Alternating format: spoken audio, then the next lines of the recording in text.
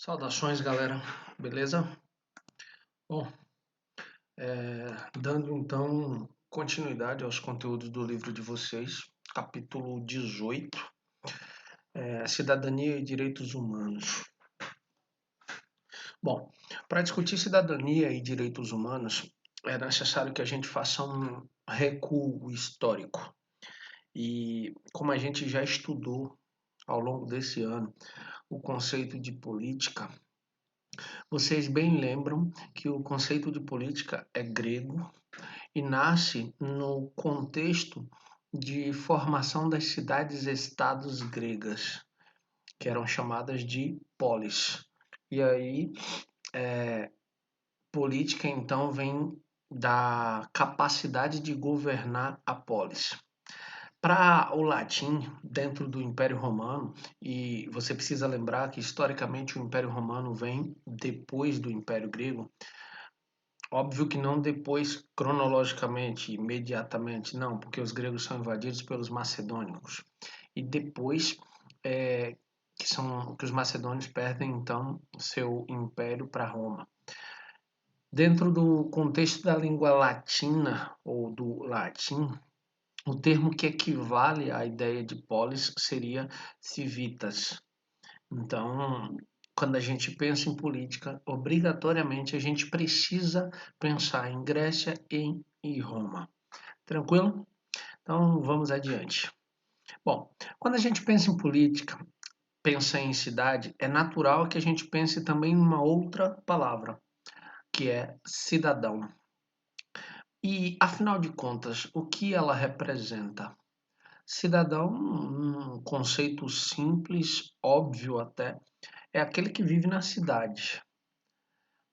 Se a gente pensar com um pouco mais de profundidade, é aquele que pertence a uma cidade, e olha que eu disse pertence, que no sentido mais amplo seria um ente político dentro daquela estrutura que é a cidade. Por que a palavra pertence foi enfatizada? Porque quando a gente pensa a ideia de cidadania, é preciso que a gente pense de forma ampla. Pense a ideia de pertencer ao lugar, de ser cidadão de um lugar, de exercitar a cidadania dentro daquele lugar, como uma relação em que usufruímos dos direitos que são conquistados através de lutas, através de movimentos, através da própria política, mas também devemos pensar as responsabilidades ou os deveres que estão embutidos nessa relação do sujeito com o lugar ao qual ele pertence. Porque nós não somos, dentro das relações sociais, apenas direitos, nem apenas deveres. Somos exatamente a relação entre direitos e deveres. Daí a ideia de pertencimento como aquele que não apenas existe lá, mas trabalha para transformar o local do qual ele faz parte. Daí a ideia de pertencimento, daí a ideia de um ente político. Quando a gente pensa na ideia de cidadania e pensa na ideia de direito, óbvio, a gente precisa pensar os direitos humanos. E quando a gente pensa os direitos humanos, a gente precisa novamente olhar para a história. A gente precisa entender como esses direitos foram sendo construídos ao longo dos processos históricos que nos trouxeram até aqui. Se pararem para pensar, Grécia e Roma eram sociedades escravistas. Sua relação de trabalho era escravista e ela se abastecia dessa mão de obra escrava, principalmente fruto dos conflitos, e esses escravos eram chamados espólios de guerra. Sujeitos que sobreviveram ao conflito e foram escravizados pela nação vencedora. Quando a gente pensa na Idade Média, ou seja, o período após o declínio do Império Romano do Ocidente, a gente também pensa numa relação em que não há muitos direitos. em que não existem muitos direitos. Por quê? Porque é uma relação de servidão. O feudalismo europeu estabeleceu entre senhor e servo uma relação de reciprocidade servil. O senhor concedia ao servo um pequeno pedaço de terra, proteção, e o servo oferecia em troca todo o trabalho e tudo o que fosse fruto desse trabalho. Inclusive, por exemplo, o seu direito de ir e vir ficava condicionado aos interesses do senhor. É só com o advento, com a chegada da Idade Moderna, que nós vamos ter efetivamente uma luta por direitos. E aí, quando a gente pensa nessa luta por direitos, as chamadas revoluções burguesas, as revoluções do século XVII, do século XVIII, foram marcos históricos de conquista desses direitos. Talvez as duas mais importantes tenham sido a independência dos Estados Unidos e principalmente a Revolução Francesa. E aí os estudiosos categorizam essa luta por direitos no que eles chamam de gerações e põem as revoluções burguesas exatamente no que eles chamam das primeiras gerações dos direitos humanos. Por quê? Porque essas lutas iniciais foram por direitos que se deveriam ser naturais, como direito à vida, direito à liberdade, direito à igualdade, direito à propriedade privada. Todas essas eram temáticas que faziam parte da bandeira de luta dos sujeitos que participaram da Revolução Francesa, dos sujeitos que participaram da Revolução Americana. Quando a gente avança em direção à segunda geração, esta já em meados do século XIX, início do século XX, essa segunda geração já usufrui, de certa forma, desses valores, desses direitos conquistados antes. Então agora lutam por outros direitos, por direito a um salário digno, a um trabalho que não o explore, a condições melhores de trabalho, a direitos trabalhistas, a descanso semanal, a férias remuneradas, ou seja, são movimentos que tocam a vida de todas as pessoas que precisam trabalhar para sobreviver. E estas são, sem sombra de dúvida, a grande maioria da população mundial. Aqueles que precisam trabalhar para sobreviver e precisam trabalhar para dar meios para que os seus, principalmente filhos, ainda em idade que não permitem o trabalho, possam sobreviver. Quando a gente pensa numa terceira geração dos direitos humanos, é natural pensar, por exemplo, em discussões mais próximas da nossa atualidade, que são as preocupações com o meio ambiente, as preocupações com os movimentos das minorias, minorias em direitos, e que precisam ganhar voz, que precisam ganhar representatividade política para serem ouvidas. Em quarto, a gente tem um aspecto da tecnologia e todo o aparato que a tecnologia trouxe de positivo, mas principalmente de negativo. Daí a necessidade de leis que nos protejam contra o mau uso das tecnologias. Então, todos esses são direitos que foram sendo construídos através de lutas e de movimentos sociais ao longo da história recente, já que a gente está falando da Idade Moderna para cá.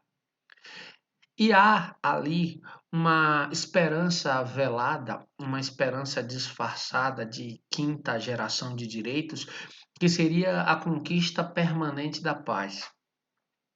Mas, infelizmente, a gente está em pleno século XXI e a gente sabe que a paz, o conceito de paz, o conceito de harmonia, são conceitos ainda distantes da ideia de realidade. Porque uma frase que foi escrita num livro célebre no século V a.C., por um general e filósofo chamado Sun Tzu, Ele escreveu no livro A Arte da Guerra, na primeira página, ele colocou: o princípio de toda guerra é a paz. Esse quase sempre é o argumento utilizado pelos sujeitos que entram nas guerras. Infelizmente, as guerras têm ganhado motivos diversos. As guerras, elas têm defendido os interesses diversos e, principalmente, ela gera muito lucro. Uma sociedade que vangloria o lucro, uma sociedade que adora o lucro como uma entidade, infelizmente a paz é uma realidade distante. Ela permanece aqui como um conceito a ser pensado, um conceito a ser debatido, mas infelizmente não como uma realidade possível para este século, por exemplo, eu acho bem difícil. Mas essa discussão ela fica para um outro momento, até porque a gente retoma esse assunto em outros momentos do ensino médio. Aqui é só uma introdução. Beleza? Então vamos ao próximo ponto. Exercer cidadania. Você, em algum momento, já parou para pensar o que essa frase significa? Exercer cidadania. Parece uma coisa óbvia, ou pelo menos deveria parecer. Mas exercer a cidadania vai das coisas mais simples, como conviver bem no espaço que você habita na sociedade, desde um bom dia, desde não fazer barulho excessivo para incomodar a sua vizinhança, desde colocar o lixo na porta próximo do momento que o caminhão recolhe, para que animais não espalhem esse lixo e criem transtorno para a vizinhança. Respeito aos horários previstos pela lei para fazer barulho, festas e etc. As coisas mais complexas, como se organizar em associações para reivindicar do poder público ações que beneficiem a sociedade da qual você faz parte. Viver em sociedade, exercer a cidadania é participar da vida pública da sociedade. E quando não se participa, você necessariamente perde o direito de reclamar. Perde o direito de questionar, porque você não se colocou à disposição da melhoria do espaço público e social do qual você faz parte.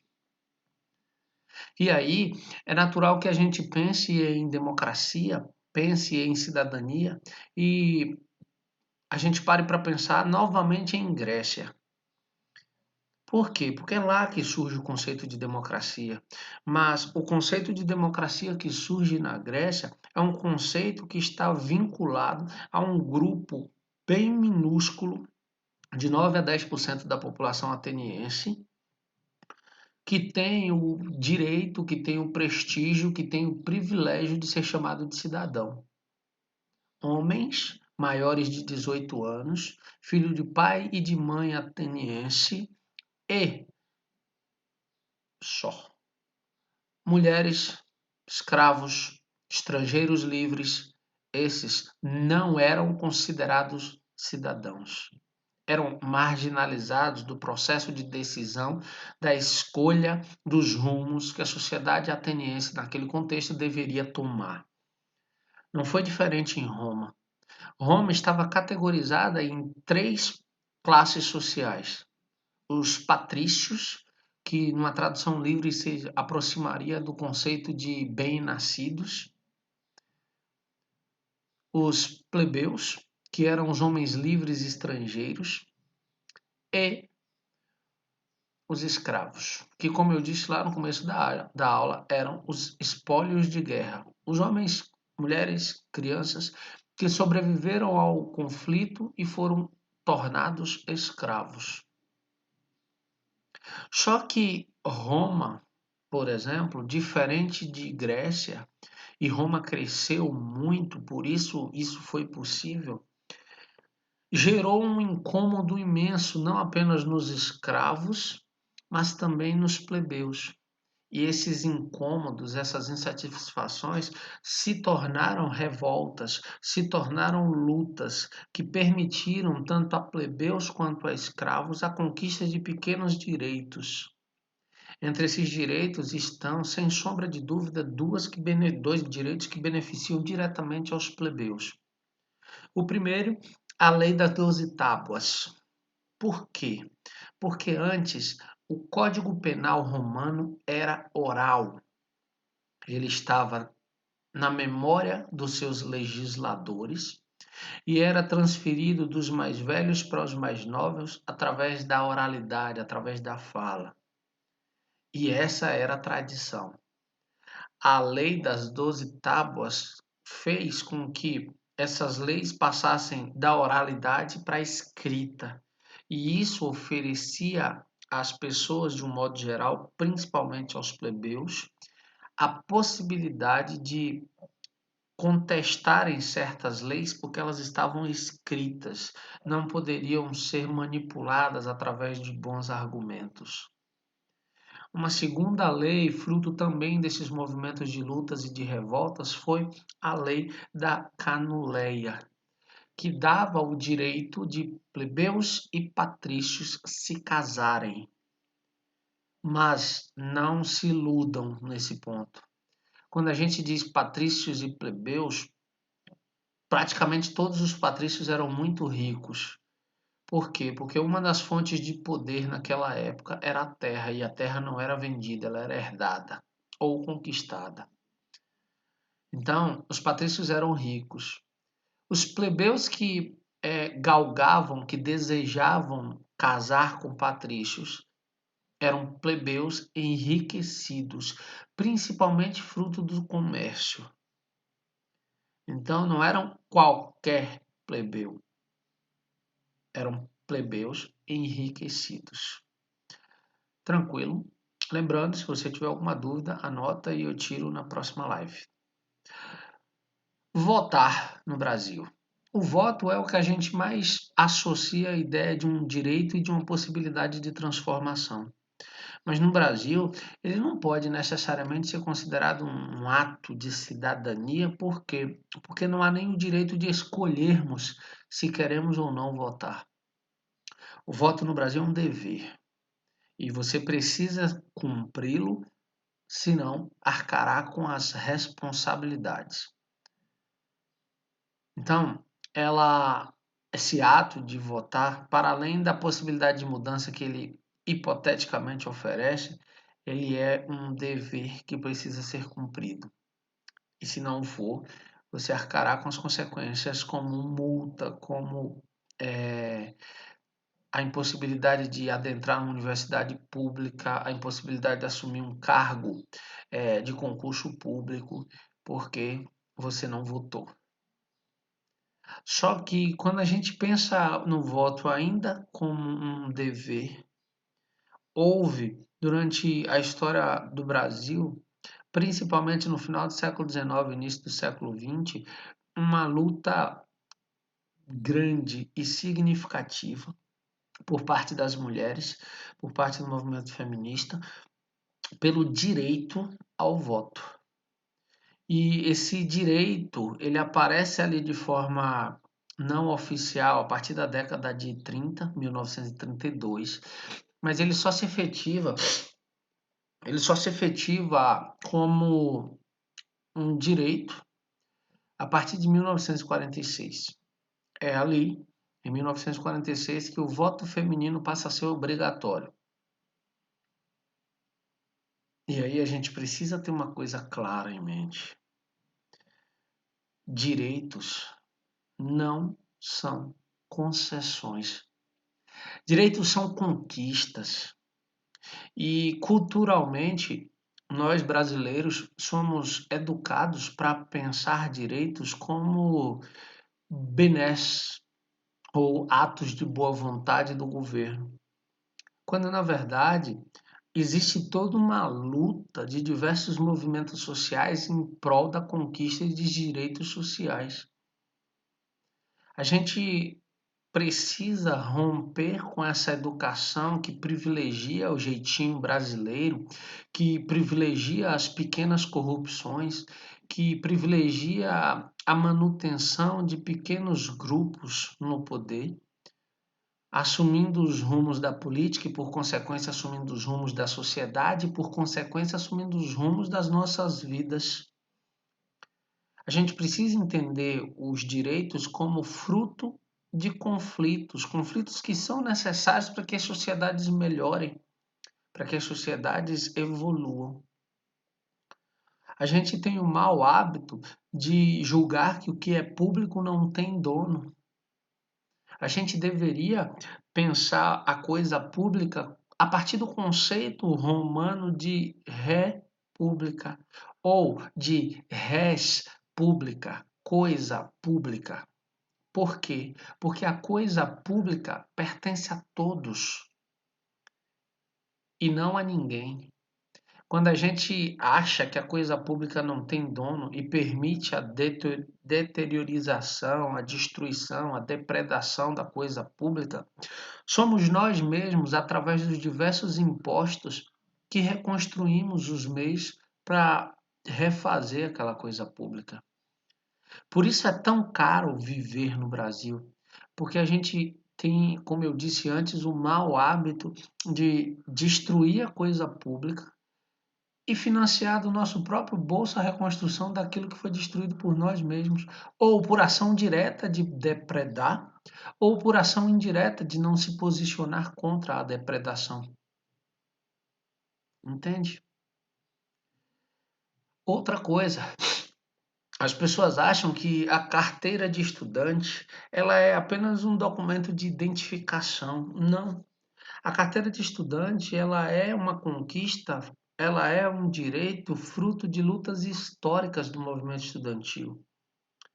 Ela é a garantia de respeito aos direitos de uma classe que ainda não está inserida no mercado de trabalho e por isso não pode pagar, não pode arcar com as despesas equivalentes a alguém que já está no mercado de trabalho e que recebe um salário. Por isso, a carteira de estudante representa a meia passagem, o meio ingresso para um show, o meio ingresso de acesso a, ao cinema, a meia entrada em diversos aspectos de espetáculos culturais, a representação de que naquele período você é um estudante e precisa ter esses direitos respeitados. Quando a gente trata apenas como identificação, que diz seu nome, um número de série qualquer e uma fotografia para provar a cara crachá, a gente minimiza toda a importância dessa luta histórica.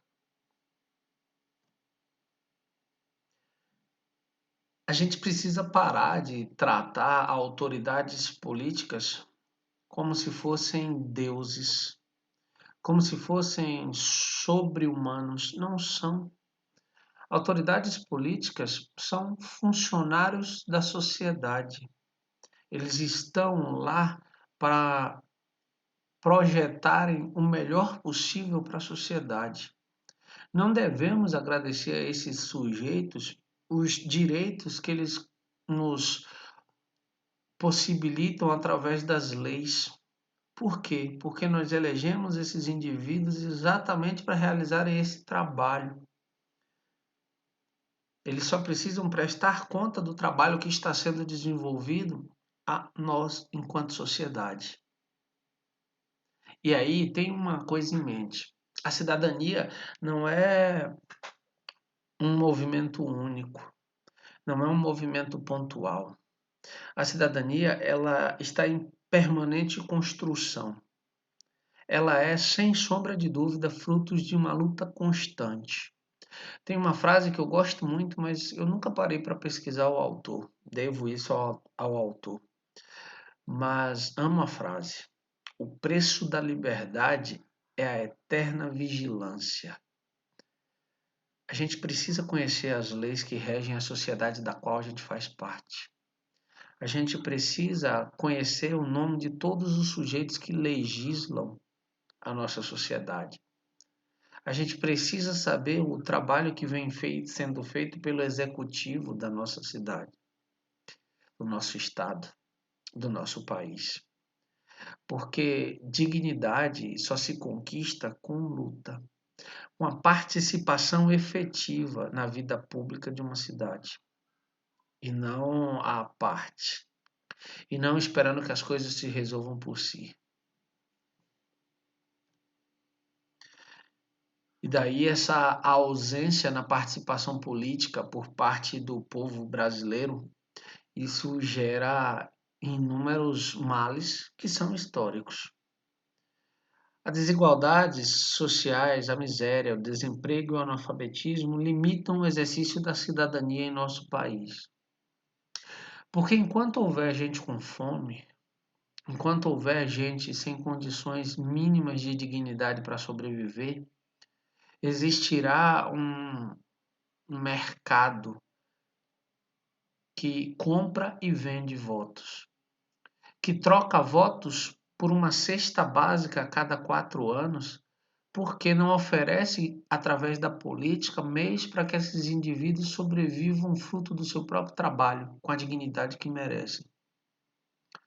Haverá a troca de votos por caixas d'água, porque as políticas públicas que deveriam se responsabilizar por amparar quem não tem condições de existir, falha nesse aspecto e cria esse espaço para que em períodos eleitorais homens e mulheres envolvidos com uma política baixa, rasteira, que interessa exclusivamente aos seus próprios grupos, continuem a trocar o voto pelas necessidades imediatas de uma população carente.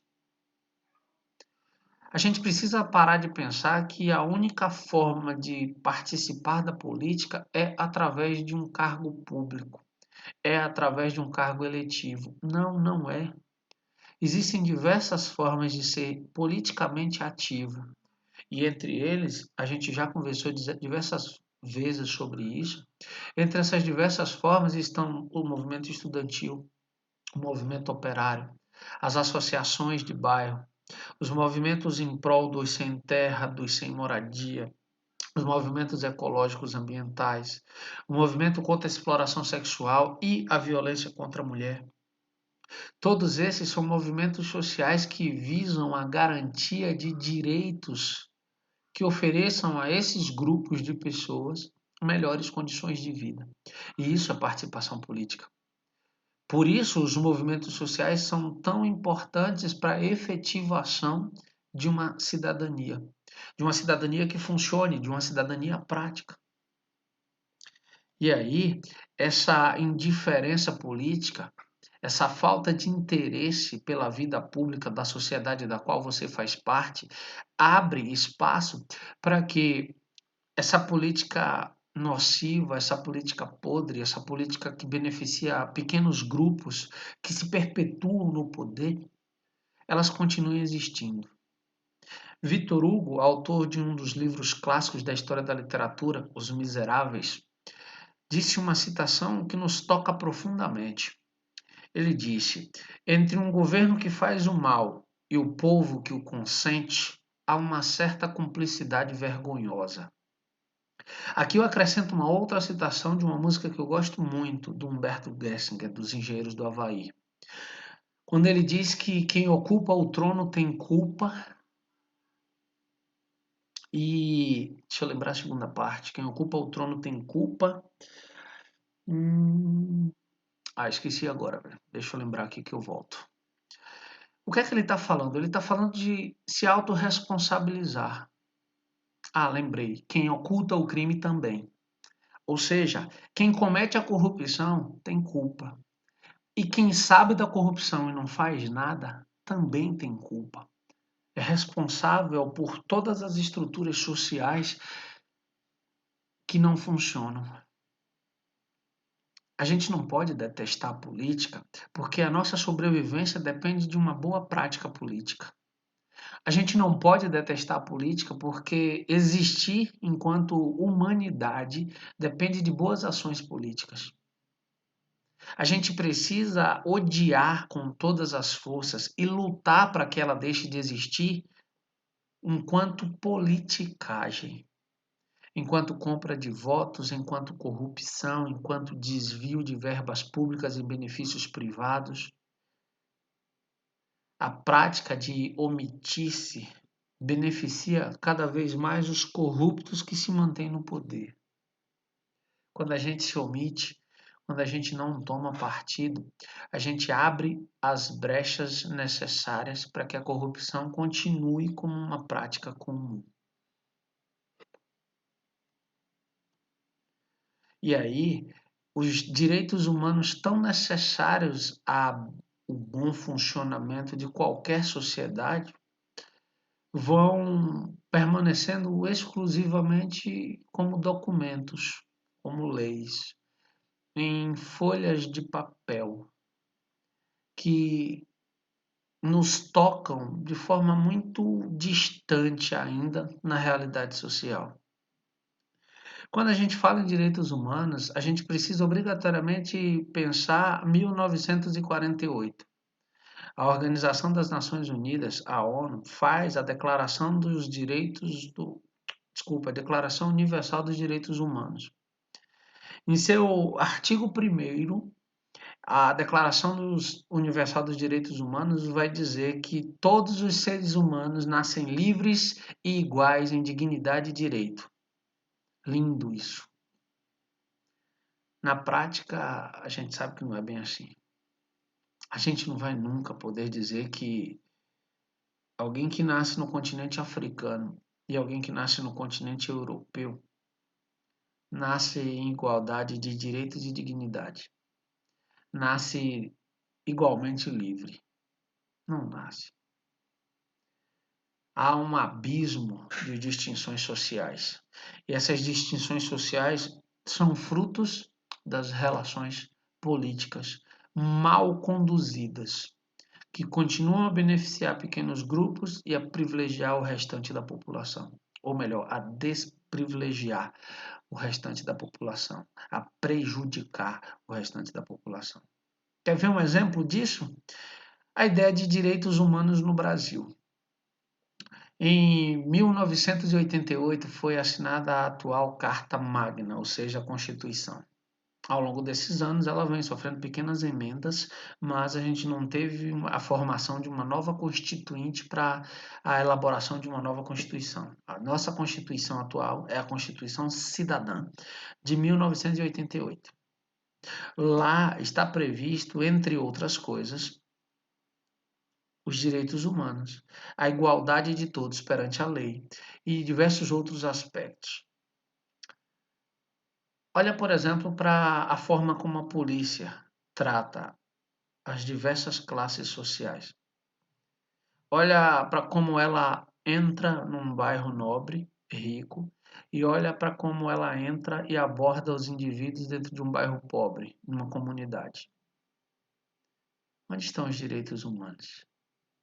Onde estão, na prática, esses direitos humanos que apontam para o negro sempre como um suspeito, independente do que ele esteja fazendo, e olha para culpados de pele branca, de pele clara, como vítimas de um determinado contexto isolado.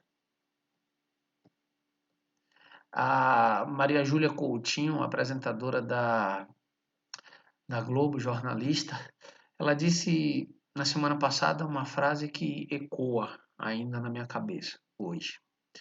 Ela disse que a gente precisa romper com essa cultura de que um negro parado é suspeito e um negro correndo é culpado.